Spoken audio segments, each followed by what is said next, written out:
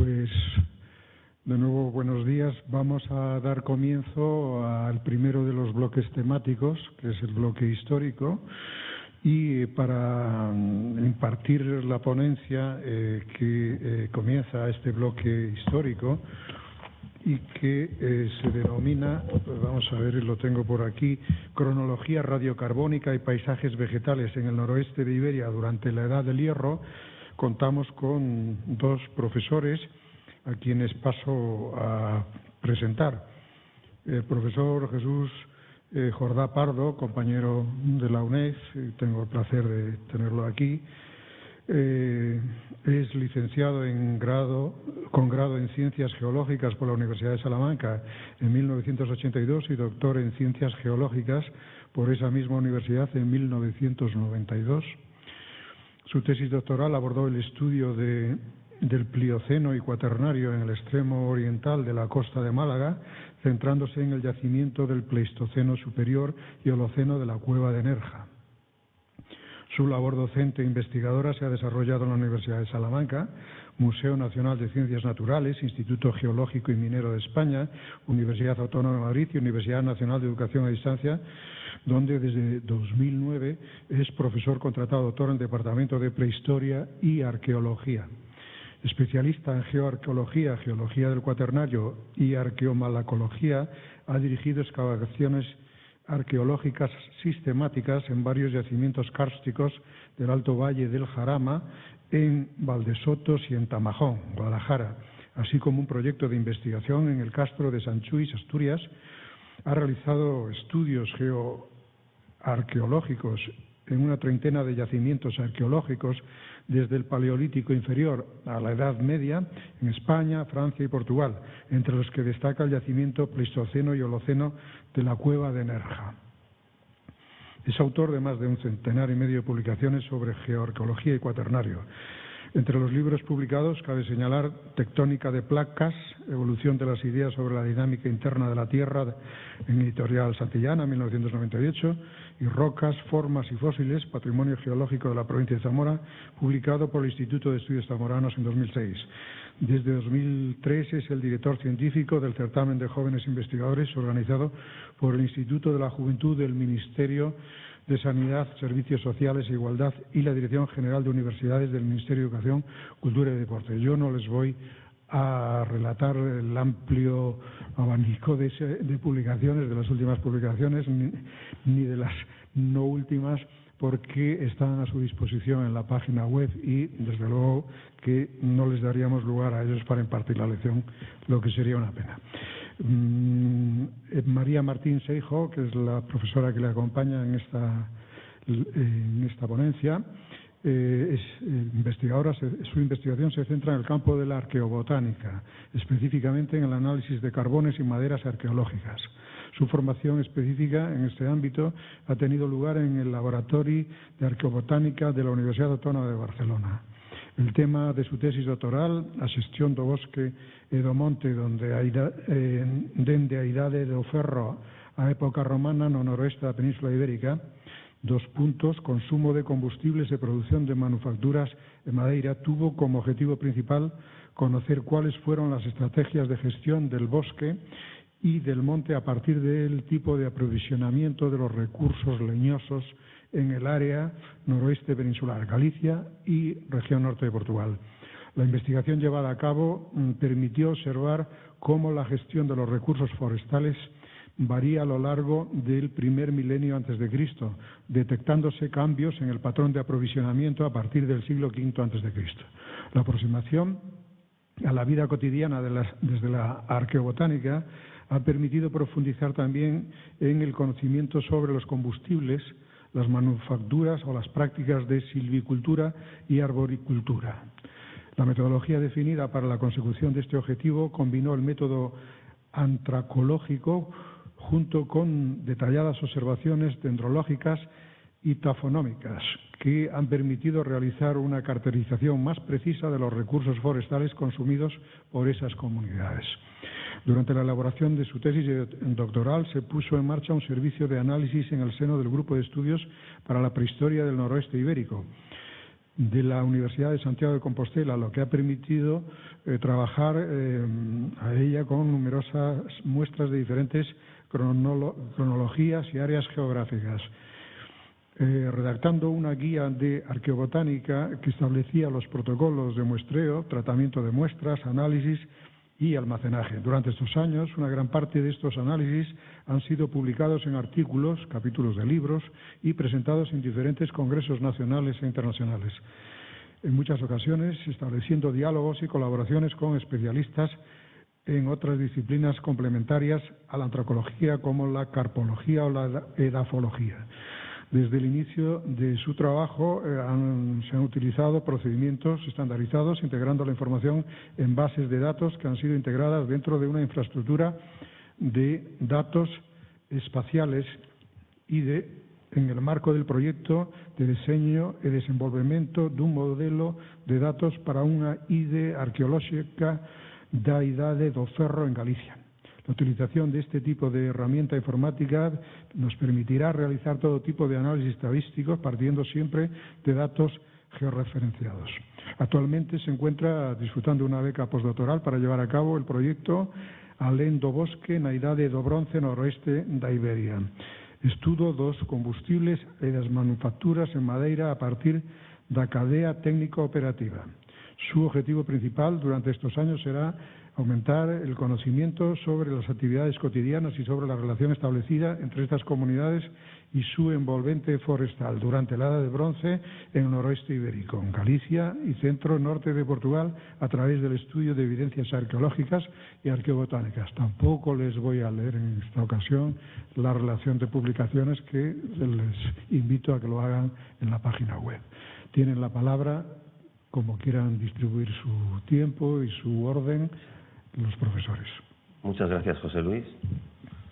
En primer lugar, pues dar las gracias a los organizadores del segundo Congreso Territorial del Noroeste Ibérico por habernos invitado y por habernos permitido estar aquí exponiendo lo que nosotros sabemos sobre la cronología radiocarbónica y sobre la evolución de los paisajes vegetales en el noroeste de Iberia, que creo que son temas que se encuadran muy bien dentro de la temática general del Congreso. Para ello, pues tanto la doctora Martín Seijo como yo pues vamos a impartir esta ponencia que combina los dos aspectos, cronología radiocarbónica y paisajes vegetales en el noroeste de Iberia durante la Edad del Hierro. Voy a empezar, por mi parte,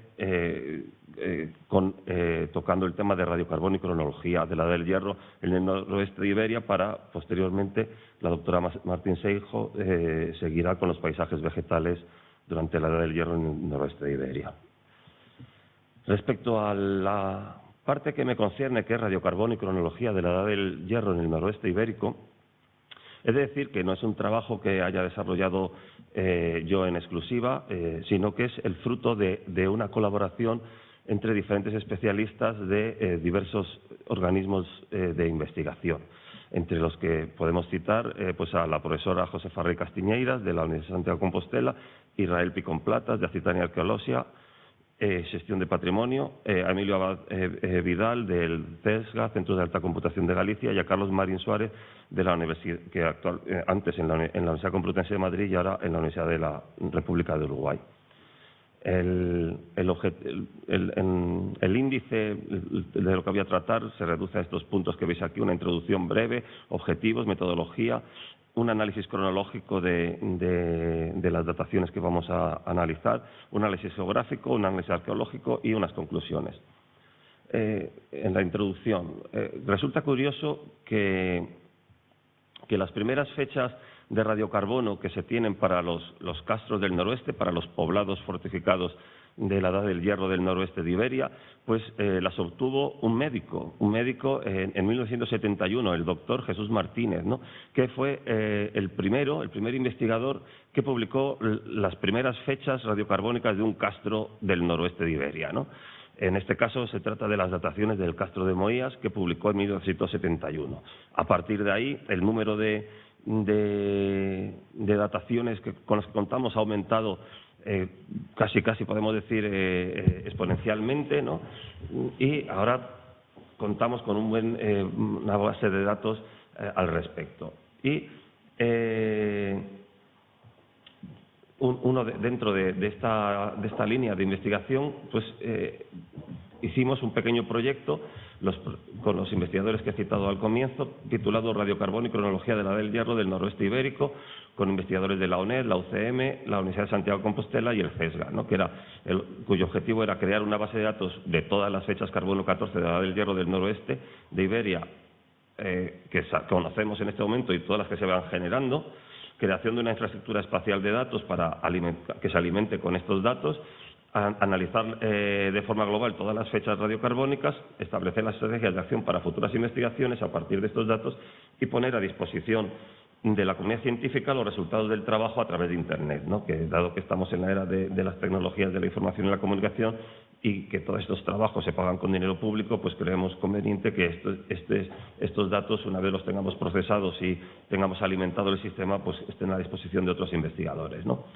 Yo me voy a referir a los datos que recopilamos en el 2008 y que en aquella ocasión pues pudimos trabajar con 388 fechas radiocarbónicas, ¿no? Obtenidas en 69 yacimientos arqueológicos situados en Galicia, Asturias, en el noroeste de Castilla y León y en el norte de Portugal. Yacimientos que son de diferente tipología, la mayoría son castros, es decir, poblados fortificados más o menos situados en altura, cuevas sepulcrales solo una, varias labores mineras y algunos poblados de carácter diferente a los castros.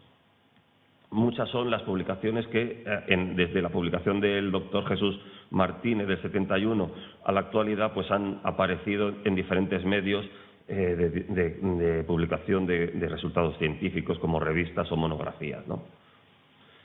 Y el resultado de aquel proyecto que se publicó se presentó en el congreso que tuvo lugar en Linz en noviembre del 2008 sobre la interpretación de la Edad del Hierro, casos de estudio, metodología y teoría en Europa, ¿no? Y que dio lugar a un libro a una monografía en la que aparece el trabajo que realizamos, ¿no? Radiocarbon and Chronology of the Iron Age Hill Force of Northwestern Iberia. Los objetivos de la charla que os voy a dar, esta primera parte de la charla, que me concierne a mí, pues es presentar los resultados de ese proyecto, resultados del proyecto Radiocarbón y cronología de la Edad del Hierro en el noroeste ibérico. Y para ello os voy a explicar un poco la metodología que seguimos en su momento. Por un lado, en primer lugar, lógicamente, todo ello pasa por una lectura de la bibliografía y una recopilación de las fechas de radiocarbono. Pero no solamente tenemos que recopilarlas y ponerlas en una base de datos, sino que tenemos también que validarlas y ver si esas fechas son correctas o no son correctas con respecto a la problemática que intentamos datar, porque si encontramos en ese contexto de la Edad del Hierro, en una fecha que es excesivamente reciente, pues algo le pasa a esa fecha y no podemos darla por buena, o al contrario, si encontramos una fecha muy antigua en unos momentos más recientes, tenemos que validar muy bien esas fechas antes de seguir analizándolas, ¿no? La validación, tras la recopilación y la validación, todo esto se plasma en una base de datos y que se complementa además con el resultado de la calibración de las fechas de carbono 14, luego veremos qué es la calibración. Una vez tenemos ya la base de datos con todas nuestras 388 fechas validadas y calibradas, recogemos toda la información que podemos al máximo sobre las fechas, ¿no? que nos indican los investigadores, pues, el procedimiento de datación utilizado dentro del radiocarbono, que puede ser el convencional o el AMS, el material que se ha datado, los materiales arqueológicos que tiene asociado, lógicamente las coordenadas UTM del poblado donde se recogió la muestra, en fin, todo. Y con toda esa base de datos, integrarla en un sistema de información geográfica o infraestructura espacial de datos, ¿no? Que es con lo que vamos a trabajar luego y que nos va a permitir hacer el análisis de datos. Bien, pues hemos recopilado las fechas radiocarbónicas, como os digo, siempre a fecha del 2009 o del 2008. La mayoría son de castros, el 92%, poblados en llano 3%, cuevas sepulcrales tenemos un 1% y minería un 4%. Esta sería cuáles son los poblados los castros, la mayoría son castros, algunas labores mineras o una cueva sepulcral aquí en la zona occidental de Asturias, que cuentan con dataciones radiocarbónicas. Como veis, cubre todo el noroeste peninsular y, como decía, después de ver esto, pasamos a validar las fechas, el análisis de validez de las fechas radiocarbónicas, que para saber si esas fechas, la información que nos aportan es buena, es correcta con respecto al problema que queremos datar, que es la edad del hierro en este caso, ¿no?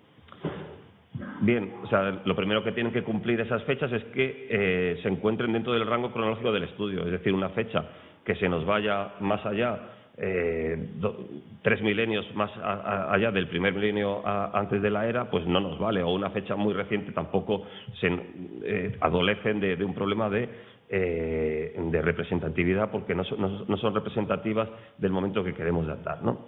Tenemos que verificar también que los requisitos físico-químicos de esas fechas que cumplan una serie de cosas, como por ejemplo que los materiales que se hayan datado sean materiales aptos para la datación. Normalmente los materiales que se datan son carbones, fragmentos de carbones o maderas carbonizadas, cenizas, conchas, huesos.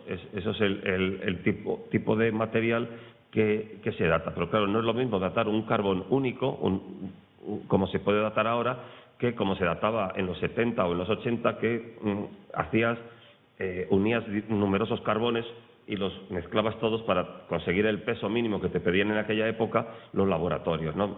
Y a lo mejor estabas mezclando, porque tampoco los mandabas a estudiar antrocológicamente en aquella época, entonces estabas mezclando carbones de diferente vida media y de diferente naturaleza, entonces puede haber error.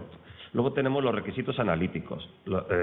Por un lado tenemos la exactitud de la fecha, es decir, que la medida del laboratorio sea lo más exacta posible. Y eso es ajeno a nosotros, eso es intrínseco del laboratorio. Es decir, son que los procesos del laboratorio sean lo suficientemente correctos, bien hechos, para que la fecha sea exacta. Y por otro lado tenemos la precisión de la fecha. La precisión de la fecha es el error que ofrece la medida. Es decir, normalmente a la hora de realizar la medición de la radioactividad, de la presencia de radiocarbono en la muestra, se hacen muchas medidas analíticas y se halla la media acompañada de una desviación estándar, ¿no? Que sería más menos sigma, que es la desviación que acompaña todas las fechas. Pues bien, para trabajar nosotros en nuestro proyecto decidimos, porque lo decidimos nosotros así, que el valor de años para esta desviación típica o estándar de las fechas tenía que ser inferior a 100. Tenía que ser inferior a 100. Fechas con un más menos 200 o más menos 250, pues no le vamos a tener en consideración. Y luego tenemos que tener las fechas tienen que cumplir también una serie de requisitos arqueológicos, es decir, que son la representatividad. Y la representatividad se manifiesta mediante dos parámetros, que son la asociación y la sincronía. La asociación es que el material datado, la muestra que vamos a datar para luego obtener la fecha, esté asociada al hecho arqueológico que queremos datar, ¿no? Esté en perfecta conexión estratigráfica con lo que queremos datar.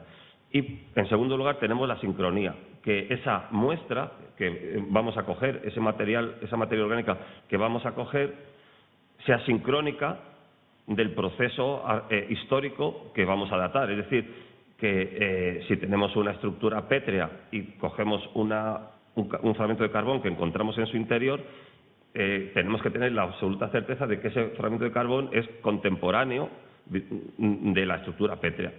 Para ello, lo más sencillo es, si tienes hogares o estructuras de combustión, pues datar los carbones que tienes dentro de la estructura de combustión, que te están datando precisamente el momento que se hizo aquel hogar, que aquel hogar estuvo encendido.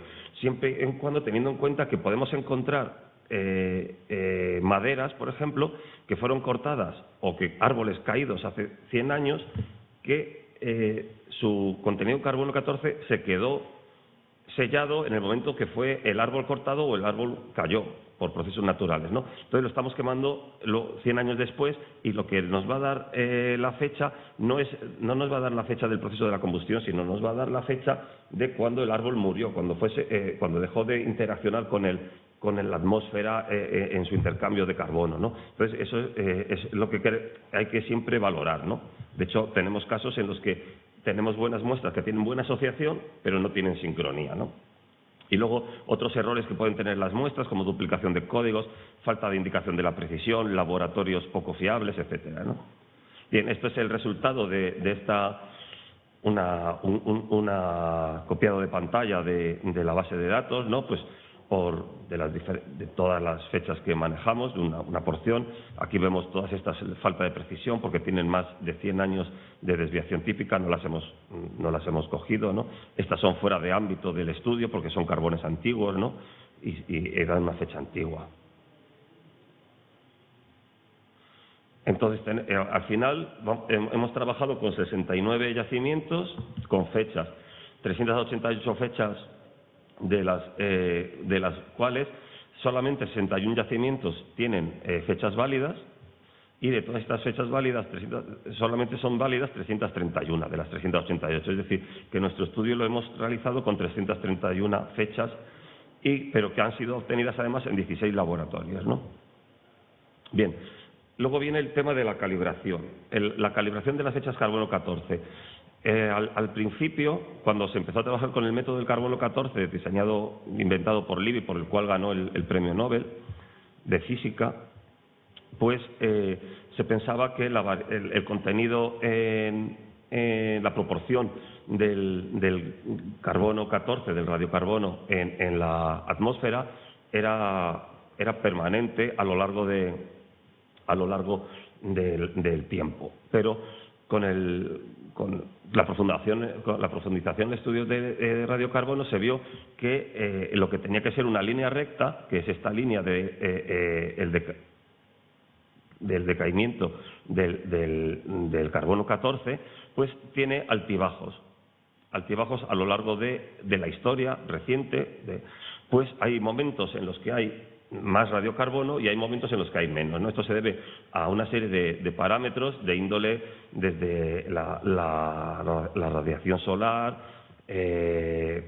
la actividad en momentos fríos y cálidos, es decir, hay una gran variabilidad, hay muchos factores que hacen que esta curva no sea una línea recta, como pensaba Libby en su momento, sino que presenta variaciones. Entonces, los datos que te va a ofrecer el laboratorio son los que plasmamos aquí, y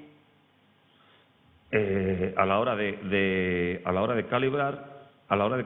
calibrarlos, lo que hacemos es proyectar la fecha, que es esta, la fecha que nos da el laboratorio por las mediciones del laboratorio, con sus dos desviaciones, con la desviación estándar sumada 2 veces a ambos lados, y cortamos con la curva de calibración y proyectamos sobre el eje de abscisas, que es ya en años calibrados, nos da la fecha de calendario, ya en años de calendario contados uno a uno desde la actualidad hacia atrás, ¿no?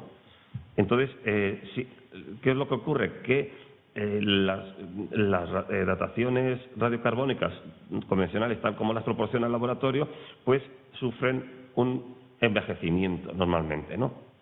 Veamos algunos problemas que produce esta variación en la curva de calibración, al no ser lineal, ¿no? Pues ocurre que justamente para el periodo que nos ocupa, que es la Edad del Hierro, pues ocurre en lo que se ha venido llamando la catástrofe radiocarbónica de la Edad del Hierro, que es que en esta curva de calibración a veces tiene segmentos muy planos como es este de aquí, que justo coincide con la transición entre la primera del Hierro y la segunda. Con lo cual, ¿qué ocurre con esto? Que al proyectar las fechas aquí, corta aquí, pero también corta aquí. Entonces, te va a dar una horquilla de la probabilidad de que la fecha radiocarbónica buena esté en una franja muy ancha. Y justamente esto nos pasa en uno de los sitios donde más interés tendríamos en que no ocurriese, que es la transición entre la primera del Hierro y la segunda del Hierro. Y esto lo que hace es dar campanas de Gauss para la probabilidad pues muy abiertas, muy extensas, que hace que tengamos menos seguridad a la hora de decir que aquel acontecimiento pasó entre unas fechas concretas, se nos amplía. Luego esto lo integramos en una base de datos, que sería la infraestructura de datos espacial, que vemos, y con un soporte para pasarlo luego a cartografía a través de ArcGIS, ¿no?, de un sistema de información geográfica. De tal forma que obtenemos los castros que estamos trabajando, donde podemos, a través de la base de datos, está alimentada con toda la información que tenemos de los castros, desde fotos hasta las fechas, los materiales, etcétera, y con ello ya podemos trabajar a nivel territorial, como con cualquier GIS, que es la herramienta pues más apreciada en este momento para trabajar a nivel territorial, que es de lo que trata precisamente este congreso, ¿no?, del territorio. Y vamos a pasar ya al análisis cronológico.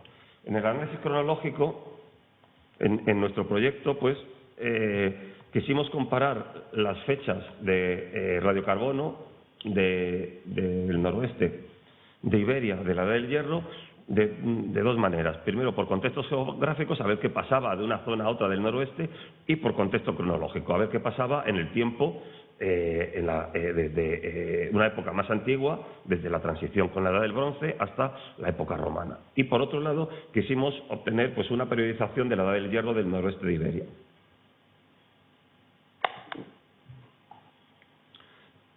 Y para ello tuvimos que definir un marco cronológico de referencia, saber a qué vamos a llamar Edad del Hierro, ¿no?, realización de un análisis deductivo a partir de las curvas de probabilidad acumulada obtenidas por la calibración de las fechas de radiocarbónico, y finalmente una periodización. Eso es lo que vamos a ver ahora. Bueno, pues la definición del marco cronológico de referencia es el que está en pantalla.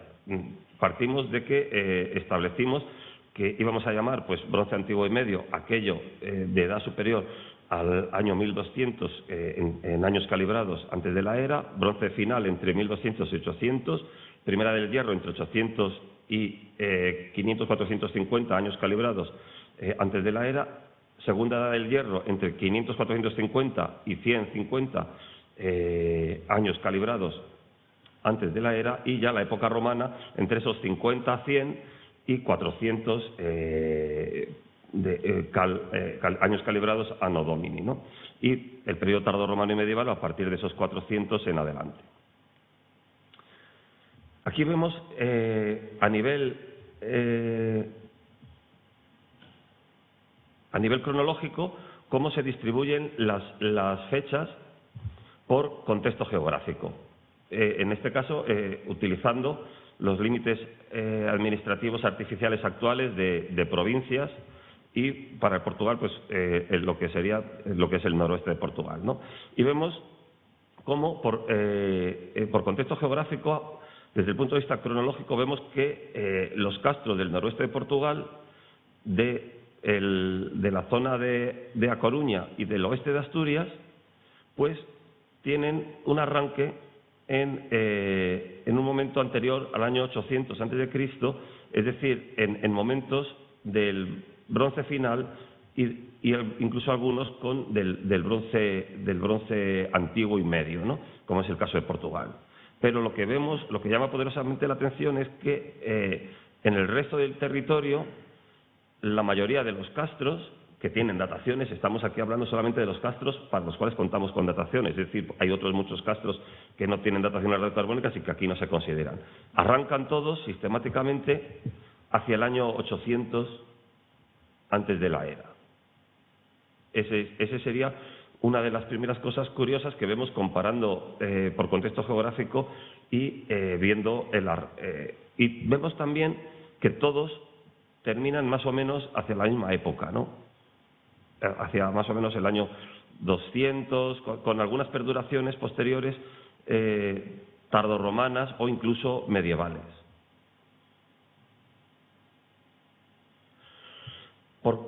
Si lo vemos por contexto geográfico, vamos a coger el ejemplo de Asturias y dentro de Asturias la parte central y oriental y la Asturias occidental.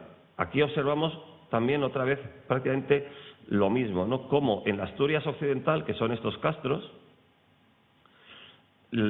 algunos de ellos arrancan en momentos anteriores a la Edad del Hierro, arrancan en el Bronce final. En la Edad del Bronce, al final de la Edad del Bronce tienen ya ocupación esos sitios donde van a estar los castros, ¿no? Mientras ya que el resto pues aparecen sobre el 800, ¿no? Y lo mismo ocurre en Asturias Central, que sería esto, y mientras que en la Oriental pues aparecen los castros ligeramente retrasados. Y, curiosamente, muchos de ellos de la Asturias Central y Occidental no superan el cambio de era, es decir, se agotan con la romanización, excepto este castro de Miravalles, ¿no?, o la Campa Torres. Pero, mientras que en Asturias Occidental todos los castros tienen una perduración notable durante la época romana, ¿no?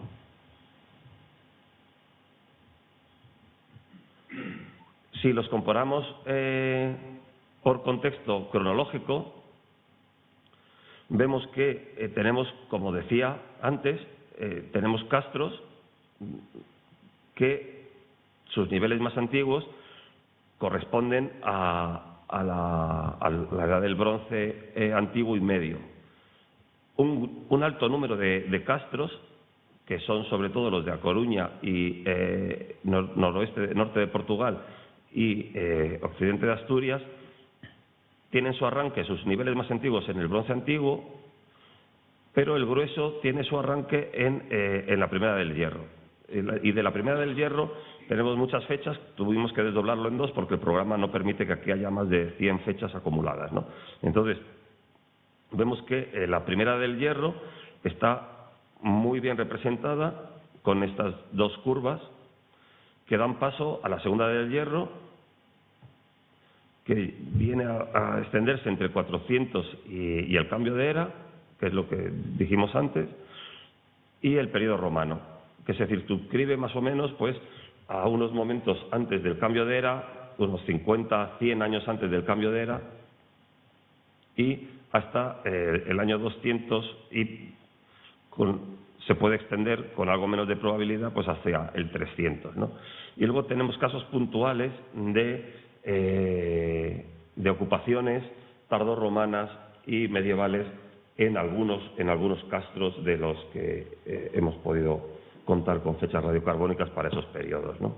Incluso algunos castros tienen perduraciones de actividad pues en la Edad Media y en la Edad Moderna, ¿no?, como es el caso de Sanchis. Y aquí ya vemos la periodización de la del Hierro de Iberia, del noroeste de Iberia, ¿no?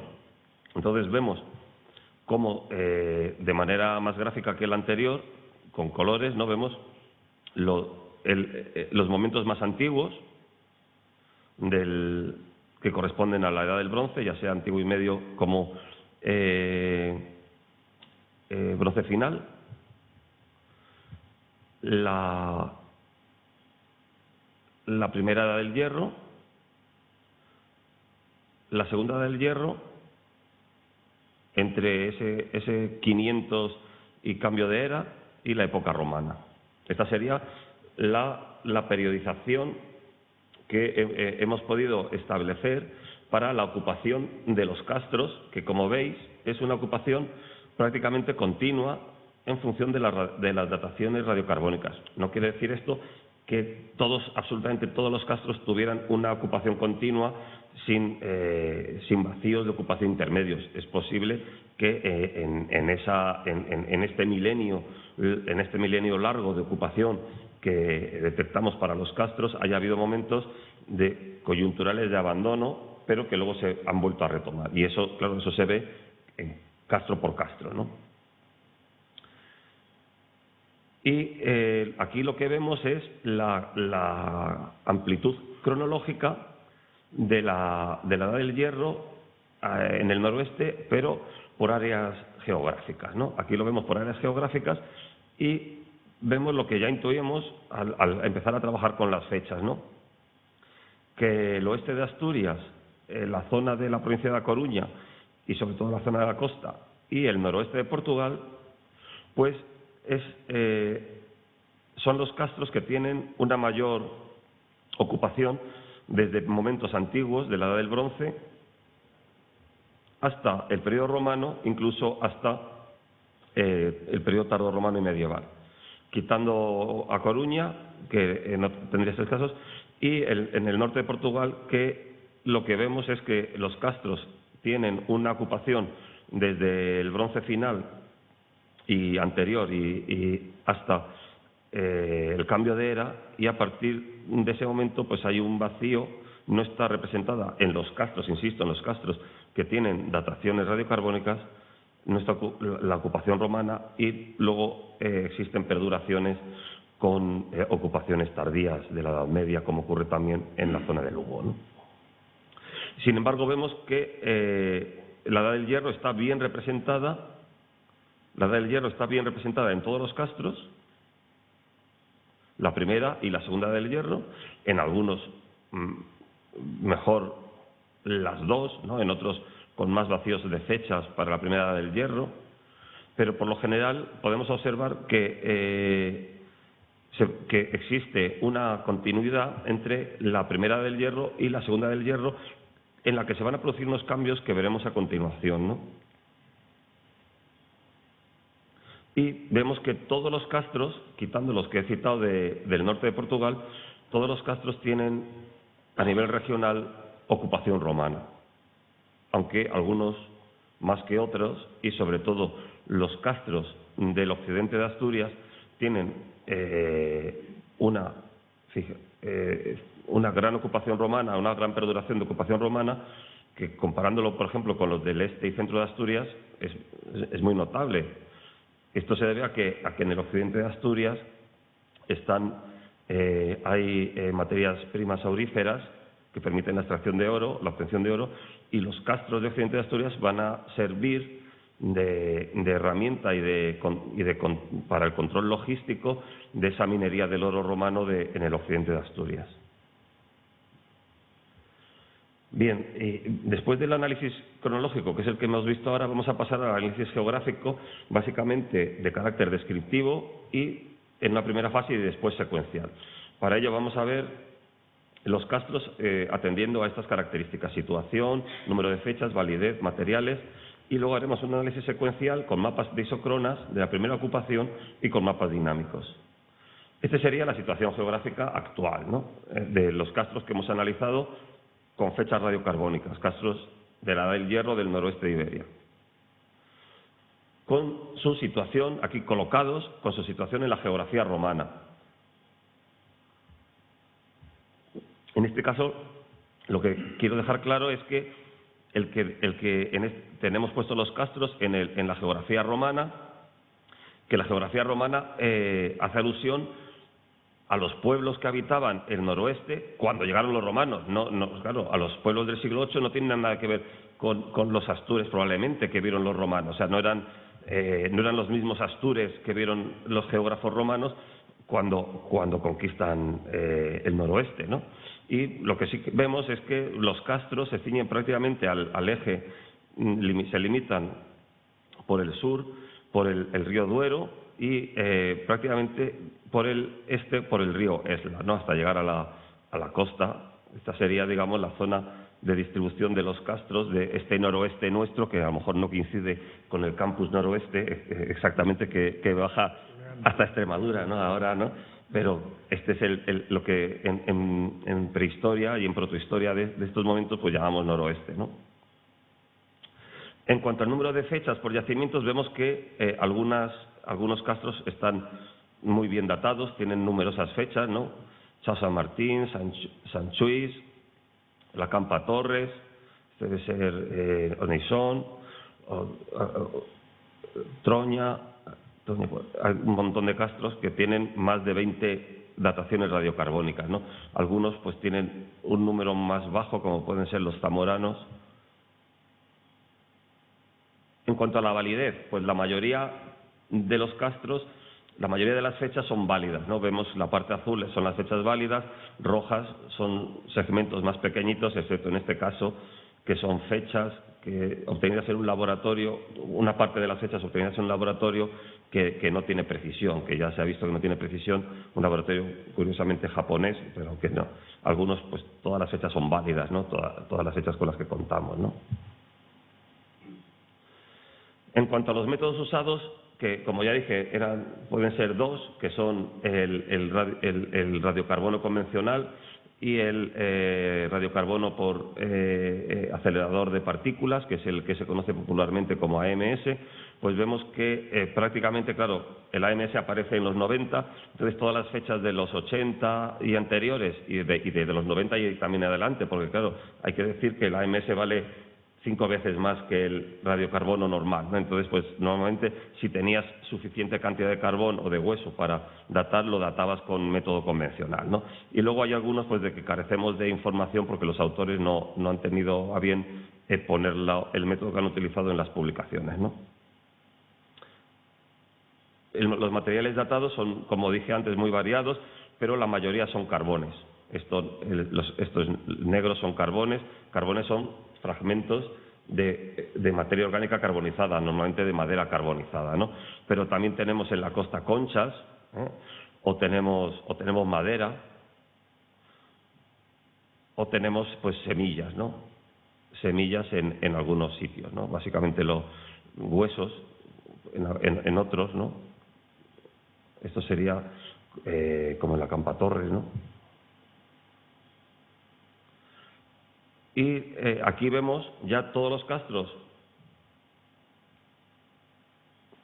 los 61 castros que estudiamos con su número de fechas y el número de fechas que tienen por cada periodo. Vemos que hay castros, que estos serían lógicamente los del norte de Portugal, que tienen ocupación del bronce antiguo y medio y del bronce final, y los de Asturias. Y luego ya tenemos el número de fechas que tenemos para cada uno de los castros y para cada uno de los periodos, ¿no? Para que podáis ver, digamos, la precisión que puede tener nuestro trabajo a la hora de poder hacer una valoración, ¿no? Vemos como aquí están ordenados los castros en función de los que tienen todas las ocupaciones o solamente tienen algunas, ¿no? Al final tienes algunos que solamente tienen ocupación romana datada, ¿no? Lo cual no quiere decir que no tengan ocupación anterior. Y aquí ya vemos el mapa de isócronas de la primera ocupación. ¿Esto quiere decir? Este mapa lo que indica es en qué momento del tiempo tiene lugar la primera ocupación de esos castros, de esos poblados fortificados. Y vemos, pues, lo que antes hemos visto en gráficos con números, aquí lo vemos en mapas. Vemos cómo el bronce final sería en verde, en rosas y rojos tendríamos la Edad del Hierro 1, en rosa, en rojo, la Edad del Hierro 2, y el periodo romano en amarillo, en naranja amarillo, ¿no? Y vemos cómo hay varios focos donde los castros se inician, es decir, donde el poblamiento de estos lugares que resaltan en el paisaje, como son los castros, pues tienen la primera ocupación, como es la zona costera de A Coruña, el norte de Portugal y el occidente de Asturias, ¿no? Vemos que son focos donde desde el bronce antiguo y medio, incluso, o desde el bronce, que serían estos casos, o desde el bronce final, como serían los casos de Asturias, ya hay ocupación en esos elementos prominentes del paisaje y es indicativo de cómo se va, digamos, ocupando todo el territorio a lo largo de la del Hierro, que se ocupa prácticamente todo, y luego algunos puntos durante la época romana. Aquí lo vemos ya en mapas 1 a 1 por periodos, la ocupación del bronce antiguo y medio, la ocupación del bronce final, la ocupación de la primera edad del hierro y la transición a la segunda, la segunda edad del hierro y la transición tanto de la primera como a la época romana, el periodo romano, donde se sitúa, y la transición al periodo romano, y los castros que tienen ya ocupación tardorromana y medieval con dataciones radiocarbónicas. Y en este vemos por cada castro, la aureola más coloreada, la que tenga desde verde hasta amarillo, es la que tiene todas las ocupaciones, o casi todas las ocupaciones, mientras que las aureolas de un solo color pues son ocupaciones de un solo momento. Bien, y ahora vamos a ver rápidamente el análisis arqueológico de 3 casos de estudio. En primer lugar, los castros asturianos. El estudio nuestro lo que ha permitido es verificar lo que antiguamente se decía que en diferentes castros teníamos hachas de bronce de talón y anillas, o teníamos hoces y que eran típicas del bronce final, y también calderos. Lo que vemos ahora es que efectivamente esto es así, que hay castros que tienen el arranque en la edad del bronce. No es producto de chatarreos o de aportaciones posteriores en los castros de la primera del Hierro, sino que hay algunos castros que tienen su origen, hunden sus raíces en el bronce final. Otra cosa importante que hemos visto en el caso de los castros asturianos es el asunto de la petrificación de las estructuras habitacionales, es decir, cómo las estructuras pasan de ser vegetales con manteo de barro a petrificarse, a ser estructuras pétreas, y cuando se construyen las murallas de módulos, que las murallas de módulos es un tipo de defensa, un tipo de muralla muy característico de los castros asturianos, sobre todo del occidente, y desde la Campa Torres hacia el occidente tenemos murallas de módulos en los que los paramentos no son continuos, sino que están segmentados en módulos, que si se derrumba uno, solo se derrumba ese módulo, no se derrumban todo el paramento completo. Y pues este proceso de petrificación de las estructuras y de la aparición de las murallas de módulos tiene precisamente lugar en el paso de la primera del Hierro a la segunda, entre los 600 y los 400 años calibrados antes de Cristo. Es en la segunda del Hierro cuando se va a producir esta petrificación. Otro caso, brevemente, el caso de Sanchuís, que como veis está emplazado en un cerro prominente, tiene un barrio bajo con estructuras de la del Hierro y un barrio alto con estructuras de la del Hierro y también romanas, sobre todo arriba. Aquí vemos las dos fases bien de lo que veíamos antes de un castro. Aquí vemos la parte de la del Hierro, también con estructuras romanas posteriores, y la parte romana de ocupación sobre estructuras de la del Hierro anteriores, que tenemos aquí. Estas serían las dos vistas. Y esto lo vemos a nivel de la construcción, pero también lo vemos a nivel estratigráfico y de sucesión de materiales. Tenemos de la primera del Hierro los primeros materiales de la del Hierro, cerámicas que hemos podido encontrar, cerámicas de la segunda del Hierro en el nivel de la segunda del Hierro, en el suelo romano, materiales romanos, y el nivel de destrucción y el suelo vegetal. Esto serían las fechas de Sanchuís, los 3 periodos marcados: el periodo antiguo, el periodo de la primera del Hierro y el periodo de Roma. Y aquí lo vemos con las curvas de probabilidad acumulada de las dataciones radiocarbónicas asociados a materiales, ¿no?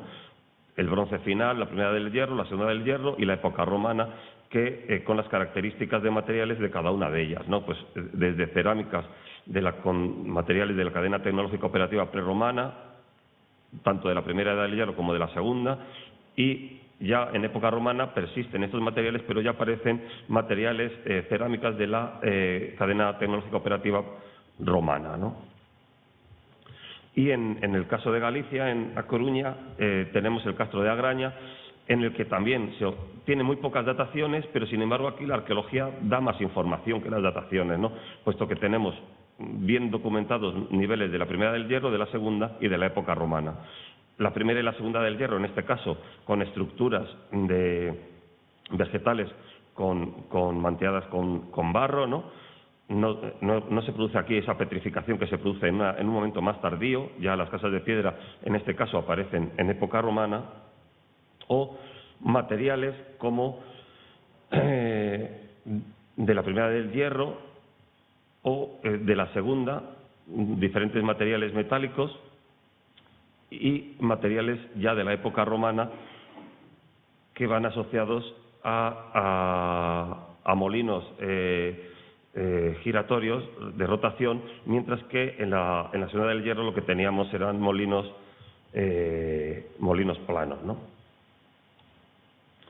O, en cuanto a las cerámicas, pues las cerámicas del bronce final, de tradición del bronce final, Primera del Hierro, en estos primeros momentos, y luego cerámicas de la Segunda del Hierro con otros objetos, como con decoraciones características que evolucionan ya en época romana, tanto la cerámica de tipo Montaz como los botones cónicos aplicados a las cerámicas, ¿no?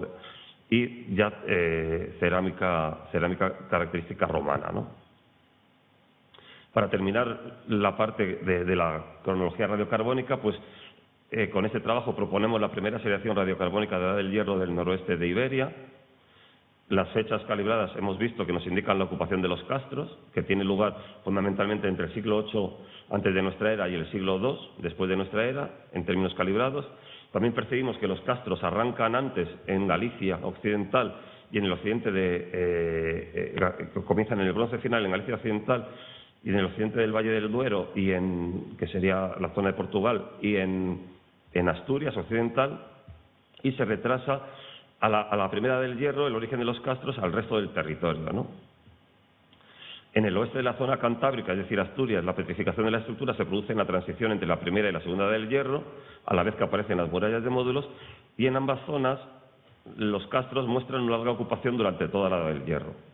Esta ocupación continúa en gran parte durante la época romana y finalmente tenemos ocupación en el siglo III después de Cristo y ocupaciones esporádicas de Edad Media y Edad Moderna. Y por mi parte ya cedo la palabra a mi compañera, la doctora Martín Seijo, que seguirá con los paisajes vegetales.